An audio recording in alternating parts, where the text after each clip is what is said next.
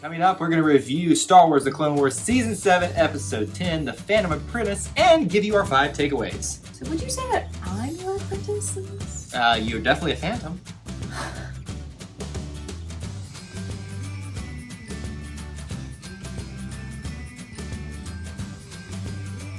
Welcome back to Eye to Eye Disney Through Our Eyes. I'm Kyle. And I'm Jessica. I'm the Disney Pro. She's the Disney Novice.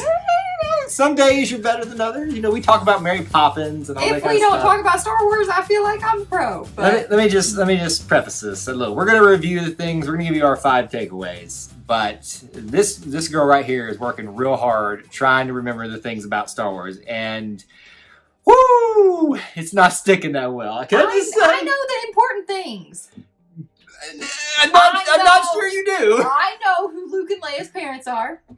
I had to remind you of that one, too. No, you didn't. That's a freaking lie. Anyway. I know who Luke and Leia's parents are. I know who Darth Vader is. And I know who Darth Maul is. Not sure you do. The point is, this is an episode that was made for the huge Star Wars fan. Because there is just stuff galore in this. I've seen videos already made on YouTube of people like, 51 Easter eggs that you missed in this. Or like... I missed all 51. You're not wrong, probably, but it wasn't lost on you that this was a very important episode. How Correct. About that? Because there was a fight, and all good things in Star Wars have a lightsaber battle. You know, actually, that is not the most incorrect statement you've ever dropped on this channel. Just saying. And there's obviously some symbolism between the color of the lightsabers, so... Well, there you go. Jessica's just wrapped up Star Wars and the Clone Wars in one thing. It's all about the color of the lightsabers. But literally it is, though. It's interesting, though, that we're continuing with that opening, like the Clone Wars is in red. His lightsaber is in red. His face is in red. The Revenge of the Sith, like with that kind of thing there. Yeah, because red's an evil color. All right, so let's do our 5 takeaways. I think that's the best way to approach this thing here. So, Jessica, why don't you start off with number 5 takeaway? Number 5 was the music and all of the... epicness. There you go. I was going to say the sameness. Is that a word? Sameness? We use the same music in this as there was in some other Star Wars stuff. Okay, now I understand where she was going. Did you recognize some of it? Maybe not the names of the songs. Oh, I have no idea the names of the songs. But the tunes. But I knew the tunes, yes. Could you hum a little bar for me of one of them right now? Can't. Mine favorite in this one is the Duel of the Fates returns. That's the first thing that you hear when Darth Maul ignites his lightsaber for the first time in episode 1, and they do it again. And I don't know if you noticed this little bit, Jessica, the way he... ignited the lightsaber was the same kind of like stance he had when he first did I did see that. Ooh, and he did that, and I was like, oh, this is going down. But the battle in this one was like really lackluster. I felt like it Whoa. Are you talking about the lightsaber battle or the actual battle? Like, we're talking about you're saying the lightsaber. We're not even there yet. That's another point. We can't. Woo! She's getting me fired up like 5 seconds. Okay, point number 4. But the music was great. Lots of callbacks there. Point number 4 for us was the war on Mandalore. So this is called like the Siege of Mandalore. And I gotta be honest, when episode 9 got done, I was like, that's it? That's the Siege of Mandalore? It's already over? I mean, I know they're still hunting Darth Maul on there, but it's like the easy button. That was easy. You hit that and it was done. I just felt like the Siege of Mandalore at least seemed like at the start and finish of episode 9 was like, well, that was over. I mean, but thankfully there's a lot more battle that goes on in that. I mean, and what do I always say about the Clone Wars? It's the Clone Wars. You gotta have clones. You gotta have wars. Wars. You gotta have wars in it. But you have to have wars too. I loved the action in this one. You not so much, I know, but that's just... I'm just not an action freak, so... Gosh, I mean, when you see the ATTEs walking over there, blasting at the Mandalorians, I mean, the Mandalorians now have, like, their get-ups that match Darth Maul. Some of them had horns. Yes, that was creepy as heck. Pretty intense. No, some had paint. Creepy. Why is it creepy, though? Just creepy. You just don't like Darth Maul. No, he's honestly, if I had to see one of them in a dark alley, I would pick Darth Vader every single time. He is I don't know about that. He could even come up behind me. It could be pitch black, and all I'd hear is... Did you see what Darth Vader did to those people in the ship in it was quick. Rogue One? It was quick. I don't know about that. Darth Maul is like, oh, let me torture you and hang you out of this planet and just leave you there to die. Hey, that's your opinion. I'd much rather face Darth Maul than Darth Vader. Absolutely not. Darth Vader is the most powerful Sith there ever was. I'm just saying. Point number 3 that we have for you is Darth Maul is now trying to apparently prevent the takeover of everything. So, didn't see that one coming. Which is kind of weird, right? Right. Like, I'm not the only one confused by this. Why would he prevent the takeover? So, the way I understand it, obviously going back into, I have a little bit of knowledge based on what I know happens in Rebels, and obviously this is spoiler filter. I think you guys have gotten that gist by now if you're still watching.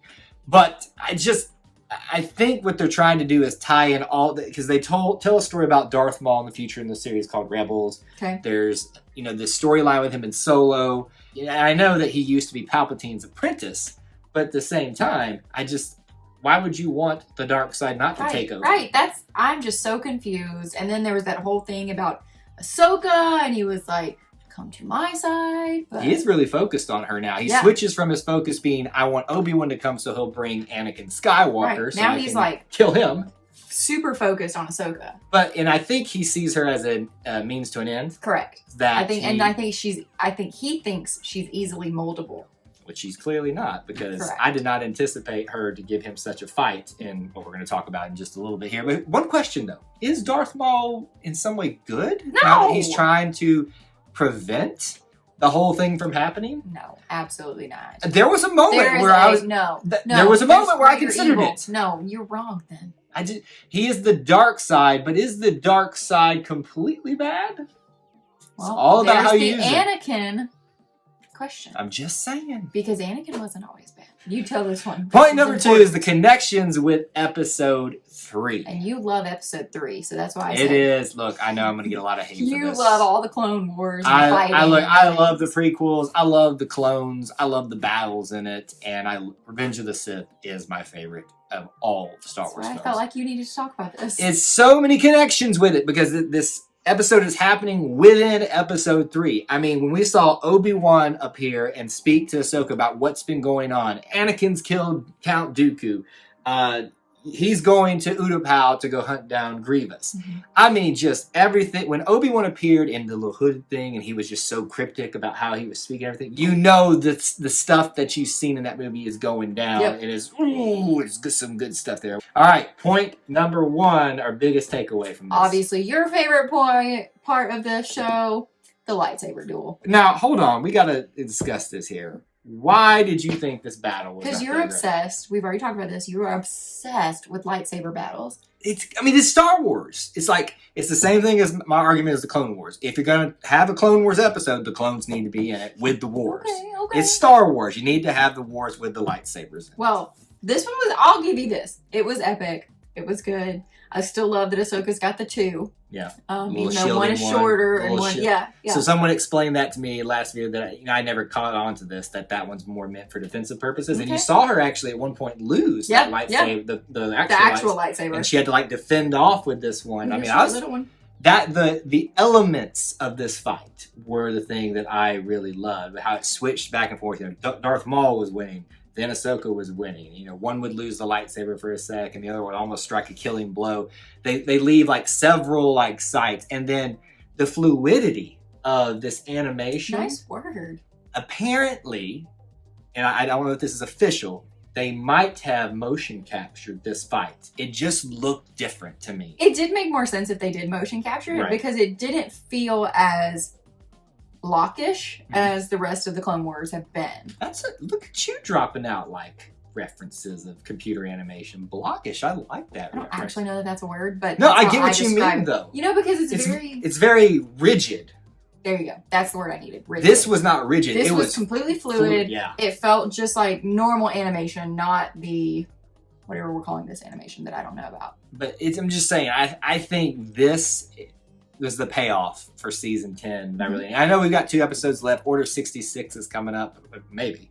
But I think this lightsaber duel was the perfect way to kick off the end of this whole thing. Yeah. We saw it in the trailer.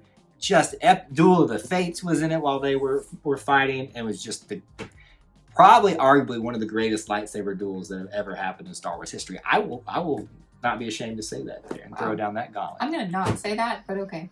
So those were our 5 takeaways from episode 10. We'd love to know if you have some yourself, but let's ask Jessica, what are our big questions coming out of this one? Well, obviously we've heard that I'm a novice. So my question is Ahsoka going to be with Darth Maul in the future? Because at the end, no, hear me out. So at the end, remember when he was like, you should just let me die or something like that. He said it's something. more of a warrior code, like if I've been defeated, just let me die. Right. Kind of thing.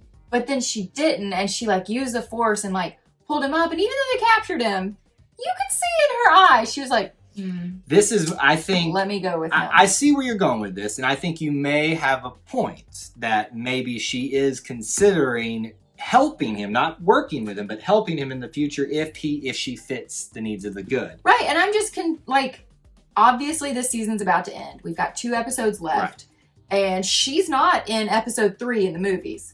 So, I mean, what happens? Like, does she go with Maul and he's like, no, that's what we need to know. You're too powerful, like, let me kill you? Or does she go to the light side and then just goes off and lives a quiet little life? Like, what happens to her? Jessica hasn't seen some series, and she's asking some very interesting questions that might be slightly insightful. See? My big question is, will Order 66, do you remember what Order 66 is? It was the order to kill the Jedi from Emperor Palpatine. Yeah, the Clone Wars turned on them because they have these little chips in their brain. Yeah. Yes. Yeah. Okay. You know it's coming. Does it happen in the next episode? Or do they save it to the final episode? I think they save it to the final episode. I also am afraid this final episode is going to be like 2 hours long. I don't think it is, because I don't know that they want that long. But anyway, it's coming. Just when is it happening? Is it next episode? So those are our big questions, our big takeaways from this episode. We really want to know from you in the comments below what you thought about it. So let us know down there.